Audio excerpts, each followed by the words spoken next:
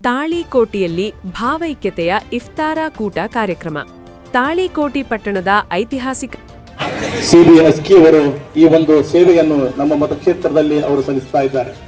ಈ ಒಂದು ಸಂದರ್ಭದಲ್ಲಿ ಅವರ ಆಮಂತ್ರಣ ಸ್ವೀಕರಿಸಿ ತಾವೆಲ್ಲರೂ ಸಹ ಈ ಕಾರ್ಯಕ್ರಮದಲ್ಲಿ ಭಾಗವಹಿಸಿದ್ದೀರಿ. ಅವರ ಫೌಂಡೇಶನ್ ಪರವಾಗಿ ಅವರ ಪರವಾಗಿ ತಮಗೆಲ್ಲರಿಗೂ ಸಹ ನಾನು ಆದರ ಪೂರ್ವಕವಾದಂತಹ ಸ್ವಾಗತವನ್ನು ಈ ಕಾರ್ಯಕ್ರಮಕ್ಕೆ ಕೋರ್ತಾ ಇದ್ದೇನೆ ಬಂಧುಗಳೇ. ಈಗ ಸಾಮೂಹಿಕ ಒಂದು ಪ್ರಾರ್ಥನೆಯು ಮಸೀದಿಯಲ್ಲಿ ನಿರ್ವಹಿಸಿದ ನಂತರ ಸ್ವಾಗತವನ್ನು ಕೋರ್ತಾ ಇದ್ದೇನೆ ಬಂಧುಗಳೇ. ತಾವೆಲ್ಲರೂ ಕೇವಲ ಒಂದು 30 ನಿಮಿಷಗಳಲ್ಲಿ ಈ ವೇದಿಕೆ ಕಾರ್ಯಕ್ರಮ ಸಹ ಸಮಾಪ್ತಿಗೊಳ್ಳಲಿದೆ. ತಾವೆಲ್ಲರೂ ಇದಕ್ಕೆ ಸಹಕರಿಸಬೇಕೆಂದು ವಿನಂತಿಯನ್ನು ಮಾಡಿಕೊಳ್ತಾ ಇದ್ದೇನೆ. ಅಸ್ಕಿ ಫೌಂಡೇಶನ್ ಕೊಣ್ಣೂರದ ವತಿಯಿಂದ CBS ಕಾರ್ಯಕ್ರಮವನ್ನು ನೆರವೇರಿಸುತ್ತಾ ಬಂದಿದ್ದಾರೆ. CBSK ಅವರ ಮಾಡುವಂತ ಧಾರ್ಮಿಕ ಕಾರ್ಯ ಬಹಳ ಶ್ಲಾಘನೀಯವಾದಂಥದ್ದು. ಅವರು ಇವರವರನ್ನದೇ ಎಲ್ಲರೂ ನಾವು ಈ ಎಲ್ಲ ಮಾನವ ಕುಲ ಒಂದೇ, ಎಲ್ಲ ಧರ್ಮವೂ ಕೂಡ ಒಂದೇ ಅನ್ನುವಂಥ ಭಾವನೆ ಅವರು ತಮ್ಮ ಮನದಲ್ಲಿ ಅದನ್ನು ಆಳವಾಗಿ ನಾನು ಈ ಧಾರ್ಮಿಕ ಸೇವೆಯನ್ನು ಮಾಡಬೇಕನ್ನುವಂಥದ್ದು ಭಾವನೆ ಅವರಲ್ಲಿ ಅಡಕವಾಗಿದೆ. ದೇವರು ಎಲ್ಲರಿಗೆ ಹಣ, ಸಂಪತ್ತು, ಆಸ್ತಿ, ಅಂತಸ್ತು CBSK ಅವರಿಗಿಂತ ಹೆಚ್ಚಿಗೆ ಕೊಟ್ಟಿರುತ್ತಾನೆ.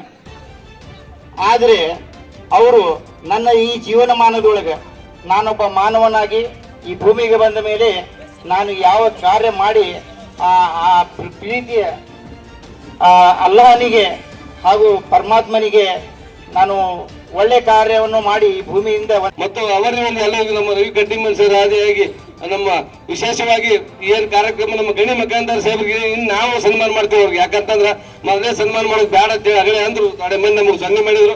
ಇಲ್ಲ, ಗಣಿ ಮಕಾಂದಾರ ಸಾಹೇಬ್ರಿಗೆ ವಿಶೇಷ ಸನ್ಮಾನ ರಂಜಾನ್ ನಿಮಿತ್ತವಾಗಿ. ಅದಕ್ಕೆ ಅವ್ರಿಗೂ ಸಹಿತ ತಾವು ಈ ಕಾರ್ಯಕ್ರಮಕ್ಕೆ ನಮಗೆಲ್ಲ ಪ್ರತಿ ವರ್ಷ ಸಹಕಾರ ಬಂತು. ಎಲ್ಲ ಅವರು ಏನಿದೆ ಮತ್ತು ಇವತ್ತು ಫೌಂಡೇಶನ್ ಬೆಳಿಬೇಕಾದ್ರೆ ಎಲ್ಲ ಮಾಧ್ಯಮದ ಸ್ನೇಹಿತರು. ನಾವೇನು ಯಾವುದೇ ದೊಡ್ಡ ರಾಜಕಾರಣಿ ಮಗ ಅಲ್ಲ, ರೈತ ಕುಟುಂಬದಿಂದ ಬಂದಂತ ವ್ಯಕ್ತಿ. ಇವತ್ತ ರಾಜಕಾರಣ ಇದೆ, ಇವತ್ತು ವ್ಯವಸ್ಥೆ ನೋಡ್ತೀವಿ ನಾವು. MLA ಆಗೋಣ, ಅವ್ರ ಮಗಳು, ಮಗಳಾಗೋಣ, ಮೊಮ್ಮಗಳು, ಈ ತರ ಪ್ರವೃತ್ತಿ. ಹಂಗೆ ನನಗೆ ಯಾವುದೇ ರಾಜಕೀಯ ಸಂಬಂಧ ಇಲ್ಲ. ನಮ್ಮ ರೈತ ಕುಟುಂಬ. 2016ರಲ್ಲಿ ನಮ್ಮ ಜ್ಯೋತಿ SK ಅಂತ ನಮ್ಮ ಕಾಕರ್ಮ ಫಸ್ಟ್ ಜಿಲ್ಲಾ ಪಂಚಾಯತಿ ಕೊಣ್ಣೂರು ಮತಕ್ಷೇತ್ರದಿಂದ ಬಂದಿದ್ದೇ ನಾವು ರಾಜಕಾರಣ ಪ್ರಾರಂಭ ಮಾಡಿದ್ದು. ಈ ಸಂದರ್ಭದಲ್ಲಿ ಸರ್ವರಿಗೂ ಮತ್ತೊಮ್ಮೆ ನನ್ನ ರಂಜಾನ್ ಹಬ್ಬದ ಹಾರ್ದಿಕ ಶುಭಾಶಯ. ಎಲ್ರಿಗೂ ಕೂಡ ಅಸ್ಸಲಾಮು ಅಲೈಕಂ ಮತ್ತು ಈ ರಂಜಾನ್ ಹಬ್ಬದ ಆರ್ಥಿಕ ಶುಭಾಶಯಗಳನ್ನ ಈ ಸಂದರ್ಭದಲ್ಲಿ ಪ್ರಸ್ತುತಪಡಿಸ್ತಾ. ಏನು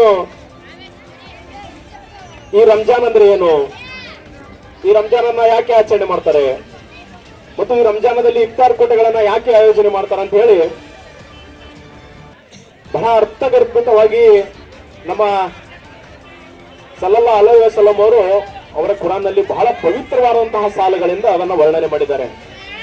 ಯಾಕೆ ವರ್ಣನೆ ಮಾಡಿದ್ದಾರೆ ಅಂದ್ರೆ, ನಾವು ಜೀವನದಲ್ಲಿ ಹೇಗೆ ಬದುಕಬೇಕು, ನಾವು ಈ ದೇಶವನ್ನ ಹೇಗೆ ಕಟ್ಟಬೇಕು, ನಮ್ಮ ನೆರೆಯವರ ಜೊತೆ ಹೇಗೆ ಇರಬೇಕು, ನಮ್ಮ ಸಹೋದರರ ಜೊತೆ ಹೇಗಿರಬೇಕು, ಆ ಬಾಂಧವ್ಯಗಳನ್ನ ಗಟ್ಟಿಗೊಳಿಸುವುದಕ್ಕೋಸ್ಕರ, ನಮ್ಮನ್ನು ನಾವು ತಿದ್ದಿಕೊಳ್ಳೋಕೋಸ್ಕರ ಈ ರಂಜಾನ್ ಅನ್ನ ಆಚರಣೆ ಮಾಡ್ತಾರೆ ಅಂತ ನಾನು ಭಾವಿಸಿದ್ದೇನೆ.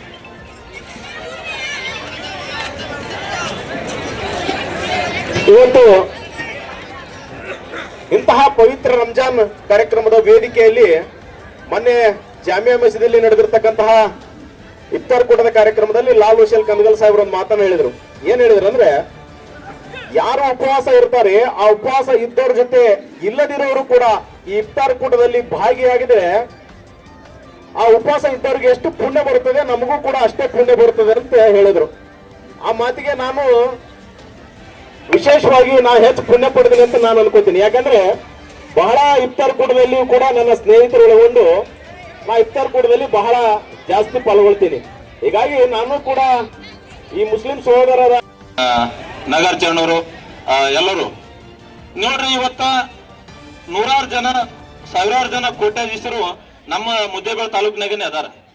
ಆದ್ರ ಯಾರಲ್ಲಿಯೂ ಕೂಡ ಇಂಥ ಒಂದು ಕಾರ್ಯಕ್ರಮ ಮಾಡಬೇಕು, ನನ್ನಲ್ಲಿರ್ತಕ್ಕಂಥ ನಾನು ದುಡಿದಿರ್ತಕ್ಕಂಥ ಹಣವನ್ನ ಸಮಾಜಿಕ ಕೆಲಸಕ್ಕೆ ಖರ್ಚು ಮಾಡಬೇಕು, 4 ಜನರಿಗೆ ಅನ್ನ ಪ್ರಸಾದ ಮಾಡಬೇಕು, ಅವರಿಗೆ ಸಹಾಯನ ಮಾಡ್ಬೇಕಂತ ಮನಸ್ಸು ಕೆಲವು ಮಂದಿ ಐತಿ. ಅದು ಕಡಿಮೆ ಪ್ರಮಾಣದಾಗ ಐತಿ.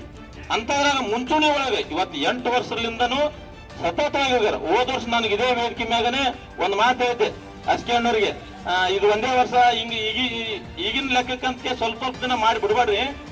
ಪ್ರತಿ ವರ್ಷನೂ ಇದನ್ನ ಮುಂದುವರ್ಕೋತ ನಿಮಗ ಜೀವನ ಇರೋವರೆಗೂ ಈ ಒಂದು ಕಾರ್ಯಕ್ರಮ ಮಾಡೋದ್ರಿಂದ ನಿಮಗ ಅಧಿಕಾರ ಸಿಗ್ತದೋ ಇಲ್ಲ ಗೊತ್ತಿಲ್ಲ, ಪುಣ್ಯ ಅಂತೂ ಸಿಗ್ತದೋ ಅಂತ ಈ ಸಂದರ್ಭದಾಗ ಹೇಳಿದ್ ನಾನು. ಅಧಿಕಾರ ಸಿಗ್ತದೋ ಇಲ್ಲ ಅದನ್ನ ನಿಮಗ್ ಬಿಟ್ಟದ್ದು, ಪುಣ್ಯ ಅಂತೂ 100ಕ್ಕೆ 200 ಸಿಗ್ತದ ಅಂತ ಹೇಳಿದ್ದೆ. ಆ ನಿಟ್ಟಿನೊಳಗೆ ಇವತ್ತ ತಾಳಿಕೋಟಿ ಮುದ್ದೇಬೇಳೆ ನಾಲ್ಕೋಡ ಭಾಗ ಅಷ್ಟೇ ಅಲ್ಲ, ಸುಮಾರು ಸಾಕಷ್ಟು ಹಳ್ಳಿಗಳ ಕಡೆನೂ ಈ ವರ್ಷ ಹೆಚ್ಚಿನ ಪ್ರಮಾಣದಾಗ ಮತ್ತೆ ಮಾಡಕತ್ತಾರ. ಇದು ನನಗೆ ಖುಷಿ ವಿಚಾರ. ನೋಡ್ರಿ, ಒಬ್ಬ ವ್ಯಕ್ತಿ ತಾ ದುಡ್ದದ್ದು, ಅವ್ರೇನು ರಾಜಕಾರಣಿ ಅಲ್ಲ, ಇವತ್ತು ರಾಜಕೀಯದಾಗ ಏನು ಹುದ್ದೆ ತಗೊಂಡಿಲ್ಲ, 100 ಕೋಟಿ ಏನು ಕಮಿಷನ್ ತಗೊಂಡಿಲ್ಲ, ಪ್ರಾಮಾಣಿಕವಾಗಿ ದುಡ್ದಾರ. ಇವತ್ತು ಅವ್ರಿಗೆ ದೇವರು ಸಿರಿ ಸಂಪತ್ತು ಕೊಟ್ಟಾನ, ಕೋಟ್ಯಾಂತರ ರೂಪಾಯಿ ಅವ್ರ ಹತ್ರ ದುಡ್ಡು ಐತಿ. ಆ ದುಡ್ಡನ್ನ ನನಗೊಬ್ಬನಿಗೆ ಇಟ್ಕೋಬಾರ್ದು ಅಂತೇಳಿ ಮತಕ್ಷೇತ್ರದಾಗ ನಮ್ಮ ತಾಲೂಕಿನಾಗ ಎಲ್ಲೇ ಒಂದು ಅಪಘಾತಗಳಾದ್ರ ತಮ್ಮ ಕೈಲಿಂದ ಫಸ್ಟ್